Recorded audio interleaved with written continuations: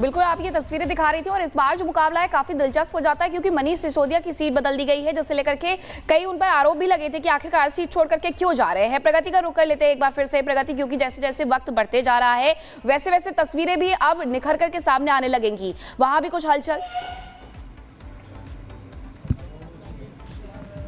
बिल्कुल बिल्कुल मीनाक्षी, आपको बता दें यहाँ पर हलचल बढ़ती जा रही है क्योंकि देखिए जो कर्मचारी हैं यहाँ पर वो तो मौजूद दिखाई दे रहे हैं, जो पोलिंग कर्मी हैं वो तो पहुंचे हुए हैं, वो जो प्रोसीजर है, जो अंतिम तैयारी है वो उसको देख रहे हैं। साथ ही थोड़ी देर बाद यहाँ पर जो लोगों का पहुंचना है वो भी शुरू हो जाएगा क्योंकि देखिए अभी 6:11 हुए हैं, 7 बजे से मतदान की शुरुआत हो जाएगी और उससे पहले जो अंतिम तैयारियां हैं उसको पूरा किया जा रहा है, उसको देखा जा रहा है। और इस वजह से यहाँ पर आप देख सकते हैं तमाम ये जो डॉक्यूमेंट्स है हाथों में नजर आ रही हैं, काउंटिंग की जा रही है।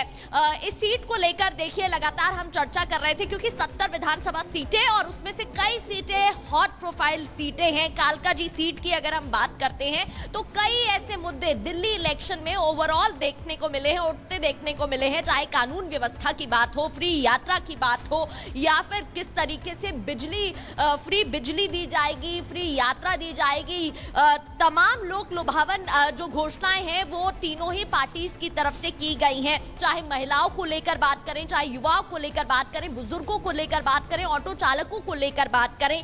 लेकिन दिल्ली के दिल में क्या है, दिल्ली ने क्या डिसाइड किया है, ये तो 8 को पता चल जाएगा। जब लोग यहाँ पर पहुंचेंगे उनसे भी हम बात करने की कोशिश करेंगे कि वो क्या सोचकर आए हैं, किसको वोट देने वाले हैं और क्या वो मुद्दे रहे हैं जिन पर उनका खास तौर पर फोकस रहा है। अभी हाल ही में बजट भी आया, आम जनता को लेकर क्या कुछ घोषणाएं उसमें की गई हैं, उसको लेकर लोगों का क्या सोचना है, ये वो तमाम पहलू हैं जिनको लेकर हम उनसे बात भी करेंगे। लेकिन देखिए कालका जी क्षेत्र पर यहाँ इस सीट पर पोलिंग बूथ के बाहर हमारी मौजूदगी है और देखिए फिलहाल यहाँ पर जो कोई भी बाहर का जो व्यक्ति है वो अंदर नहीं जा सकता है। जो अंतिम तैयारियां हैं उसको देखा जा रहा है, तमाम फोल्डर्स बनाए जा रहे हैं और उसके बाद जब लोग यहाँ पर पहुंचेंगे तो वो अपने मताधिकार का प्रयोग कर पाएंगे, वो वोट डाल पाएंगे।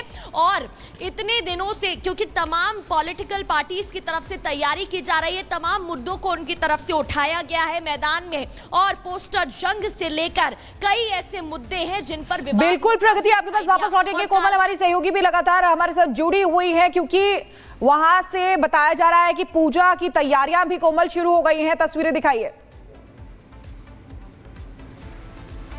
बिल्कुल देखिए पूजा की तैयारियां जो है वो यहाँ पे शुरू हो गई है। सबसे पहले आपको देखिए रिपब्लिक भारत पर ये एक्सक्लूसिव तस्वीरें दिखा रहे हैं। पंडित जी हवन सामग्री ले आए हैं और बहुत ही जल्द हवन की शुरुआत होने वाली है। जी हाँ, अभी हवन होने वाला है। थोड़ी देर में प्रवेश वर्मा जी आ रहे हैं तो हम उनको संकल्प दिलाएंगे कि आप अपने वचनबद्ध रहें, जो कहें उसको करें, क्योंकि आगामी मुख्यमंत्री जी अपने वचनबद्ध नहीं रहे। 12 साल से आप भी देखिए कितना स्मेल आ रहा है यमुना जी में। हम यही कहते हुए बड़ा शर्म आ रहा है, देख करके भी शर्म लगता है। आज से कुछ दिन पहले आप देख लीजिए अयोध्या में सरयू नदी जो था उसमें भी ऐसे लगता था, लेकिन जब से वहाँ पर आज देख लीजिए क्या बढ़िया पानी है, अविरल पानी हो गया है। उसी तरीके क्या दिल्ली में नहीं हो सकता था, सब हो सकता था, लेकिन करने का हमारे नियत और नियति नहीं है। जब नियत और नियति हो जाए तो सब कुछ साफ हो सकता है। लेकिन मैं यही आज आग्रह करना चाहता हूँ, जो भी हो जैसा भी हो, आज मैं उनको संकल्प दिलाऊंगा दृढ़ विश्वास के साथ। आप संकल्प यमुना जी का जल हाथ में लेकर के बोलिए कि मेरी अगर सरकार बन रही तो मैं ज़रूर यमुना जी को साफ करूँगा, ताकि अगले बार 3 साल 5 साल जो भी लग जाए उसके अंदर हम भी डुबकी लगाएं, वो भी डुबकी लगाएं। ये मैं आज यही कहना चाहता हूँ। बिल्कुल देखिए अरविंद केजरीवाल को उनके वादे भी याद दिला रहे हैं कि उन्होंने कहा था कि 2025 तक यमुना की जो सफाई है वो पूरी हो जाएगी। यमुना में लोग जो है वो पूजा कर सकेंगे, स्नान कर सकेंगे, पूर्वांचल के लोग जो है वो छठ पूजा कर सकेंगे। लेकिन इस वक्त आपको देखिए एकदम ये एक्सक्लूसिव तस्वीरें दिखा रहे हैं। हवन होगा, हवन के बाद देखिए पुजारी जो है यहाँ पे पंडित जी है, साफ तौर पर उनका ये कहना है कि साथ ही साथ उनको संकल्प भी दिलवाएंगे कि अगर भाजपा की सरकार बनती है तो यमुना के सफाई को लेकर के जो वादा किया गया है उनकी तरफ से उन वादों पर पूरी उतरे। क्योंकि 12 साल इनका यही कहना है कि जब आम आदमी पार्टी की सरकार 2 साल से यहाँ पे सरकार बना रही है, लेकिन उसके बाद भी उन्होंने यमुना की सफाई वो नहीं करवा पाई है, तो उम्मीदें हैं। अच्छा एक चीज़ और पूछेंगे, देखिए राजनीति जो है वो काफ़ी ज़्यादा यमुना के इर्द गिर्द तो नज़र आई कि यमुना का पानी जहरीला है, बहुत स्मेल आता है। हम लोग भी यहाँ पे खड़े हैं, काफ़ी ज़्यादा स्मेल आ रहा है, यहाँ पे खड़ा होना बहुत मुश्किल हो जाता है। देखिए, राजनीति अपने जगह है। आपने एमसीडी इलेक्शन लड़े थे, आप बोले थे कि मैं जितने पहाड़ हैं उसको ख़त्म कर दूंगा। आप गाजीपुर जाइए, इतना स्मेल आता है, उसको आप समाप्त नहीं कर पाए। झूठ मत बोलिए, आपको नहीं करना तो चुपचाप बैठ जाइए, कुछ नहीं बोलिए, आप करिए जो जैसे चलाते, लेकिन झूठ क्यों बोलते हो आप? मेरी समझ नहीं आता।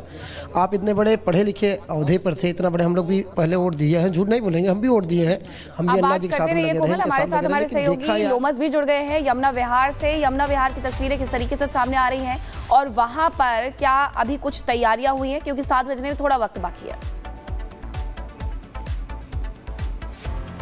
तैयारियां पूरी कर ली गई है और कुछ देर के बाद मतदान का दौर शुरू हो जाएगा और सभी 699 कैंडिडेट जो कि आज मैदान में उतरे हुए हैं, उनका भाग और भविष्य इस पोलिंग बूथ में बंद हो जाएगा। कुछ देर के बाद जो तमाम मतदाता है वो पोलिंग बूथ पे पहुंचेंगे और अपने मत का प्रयोग करेंगे। हालांकि अभी 6:15 हो रहा है और कुछ देर के बाद जो पोलिंग की सिलसिला है वो उसकी शुरुआत हो जाएगी। मुद्दे काफी थे इस चुनाव को लेकर के। आपने देखा कि किस तरीके से आम आदमी पार्टी हो, बीजेपी हो, उनके पास कई मुद्दे थे। हालांकि यमुना विहार के इलाके की बात करें तो पूर्वांचलियों का मुद्दा काफी गरमाया हुआ था, उसको लेकर के बीजेपी लगातार ही आम आदमी को घेरने के काम कर रही थी। हालांकि आम आदमी पार्टी भी अपने बचाव में कई बार बीजेपी पे आरोप लगाते हुए दिख रही थी। हालांकि हमने ये भी देखा कि हो न हो दोनों ही पार्टी एक दूसरे पर आरोप लगाते हुए दिख रही थी। और लेकिन कुछ देर के बाद जब आम मतदाता पोलिंग बूथ पे पहुंचेंगे, अपने मत का प्रयोग करेंगे और जब 8 तारीख को नतीजे आएंगे तो ये देखने वाली बात होगी कि कौन दिल्ली में अपनी सरकार बनाता है। हालांकि उम्मीद यही है कि जो विकास करेगा वही अपनी सरकार बनाएगा। हालांकि जो मतदाता है उसी को देख करके अपने मत का प्रयोग करते हुए नजर आएंगे। कुछ देर के बाद जो तमाम यहाँ पे मतदाता है वो अपने मत का प्रयोग करते हुए दिखेंगे और 8 तारीख को सभी के नतीजे निकलते हुए आएंगे। जी बिल्कुल लोमस, आप वहां से बता रहे हैं। हमारे साथ अनामिका सिंह काली भी जुड़ी हुई हैं जंगपुरा सीट से, जो बहुत ही महत्वपूर्ण है क्योंकि मनीष सिसोदिया वहां से चुनावी मैदान में और अपनी सीट छोड़कर यहां पर आए हैं। लेकिन अनामिका, कितनी बड़ी चुनौती मनीष सिसोदिया के लिए है, क्योंकि शिक्षा का मॉडल उन्होंने पेश किया है लेकिन अब शराब घोटाले के वजह से जेल में भी रहकर आए हैं, तो क्या इसका असर चुनावों पर भी देखने को मिल सकता है इस बार? देखिए, इस बार सिसोदिया के सामने चुनौतियां बेशुमार हैं इस लिहाज से भी क्योंकि एक तो छवि जो आम आदमी पार्टी की धूमिल हुई करप्शन के मामले में, शराब घोटाले के मामले में, उस छवि से उभरना सिसोदिया के सामने चुनौती है। दूसरा बड़ी बात यहां पर यह कि अगर आप देखें यहां पर कास्ट फैक्टर को, तो अगर इस सीट को देखा जाए तो यहां पर बीजेपी के सामने चुनौती है, आम आदमी पार्टी की, तो आम आदमी पार्टी के सामने चुनौती है कांग्रेस की। अगर आप प्रत्याशियों को देखें यहां पर जो मारवा यहां पर प्रत्याशी हैं वो यहां पर काफी पुराने नेता रहे हैं, उनका पूरा राजनीतिक इतिहास रहा इस सीट से चुनाव जीतने का। हालांकि हर चुनाव के साथ जो वोटिंग परसेंटेज है वो कम होता रहा उनका, लेकिन उनकी साख यहां पर बराबर है। लिहाजा सिसोदिया के सामने जो कैंडिडेट है कांग्रेस की ओर से, बीजेपी की ओर से, वो काफी मजबूत है। तीसरी बड़ी बात यहां पर यह भी है कि सिसोदिया चूंकि पटपड़गंज सीट छोड़ करके आए हैं तो शिकायतें उनसे हैं, उम्मीदें उनसे हैं, लोगों के मन में सवाल उनसे कि क्या वो इस सीट पर रह पाएंगे या वो यहां से भी चले जाएंगे। तीसरा यहां पर ये कि जो यहां के मुद्दे हैं, यहां पर कई मुद्दे ऐसे हैं जो हावी है सीट को लेकर के। एक मुद्दा तो यह है जो यहां पे रिहायशी इलाकों में रहने वाले जो अमीर परिवार है, जो बाकी लोग रह रहे हैं रिहायशी इलाकों में, ट्रैफिक का प्रॉब्लम है यहां पे। मध्यम वर्गीय परिवार जो पानी की समस्या से जूझ रहा है, जो कि झोपड़ी में रहने वाले लोग जो कि गंदा पानी पीते हैं, जो कि गंदगी से परेशान है, जो यहाँ पे कूड़े के ढेर से परेशान है। तो अलग अलग तबके के लोगों की अलग अलग समस्याएं हैं। सिसोदिया सीट चूंकि छोड़कर आए हैं, लिहाजा उनसे उम्मीदें भी हैं, सवाल भी हैं, शंकाएं भी हैं और लैक ऑफ ट्रस्ट भी है। तीसरा ये कि चूंकि छवि आम आदमी पार्टी की इस बीच में बहुत खराब हुई है तो उस छवि को धोने का प्रयास तो कर रही है पार्टी, लेकिन क्या लोग भूल पाए हैं, क्या लोग भूल पाएंगे, क्या लोगों के मन में वोट कास्ट करते वक्त ये सवाल नहीं होगा कि पार्टी ने दावे तो बड़े बड़े किए थे कट्टर ईमानदार वाले, लेकिन जो मुद्दे सामने आए उसको देखकर लगता है कि पार्टी कितना काम करेगी, नहीं करेगी। तो इन सवालों के बीच आज चूंकि वोटिंग का दिन है तो सिसोदिया के सामने बहुत सारे यहां पर चुनौतियां देखने को मिल रही हैं।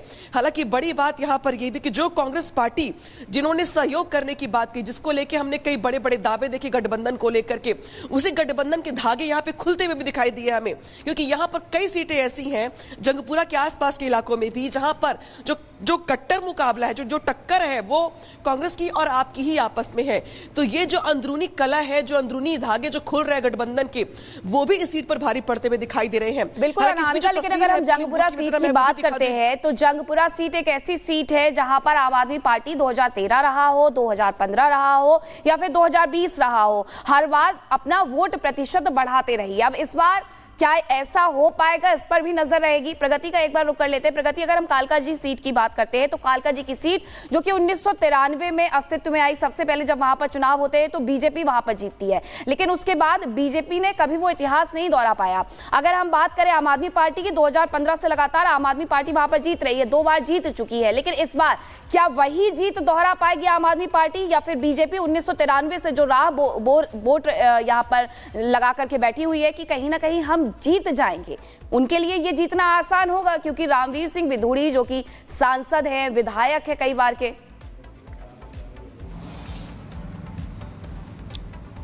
बिल्कुल मीनाक्षी, और इस वजह से सीट में मुकाबला और भी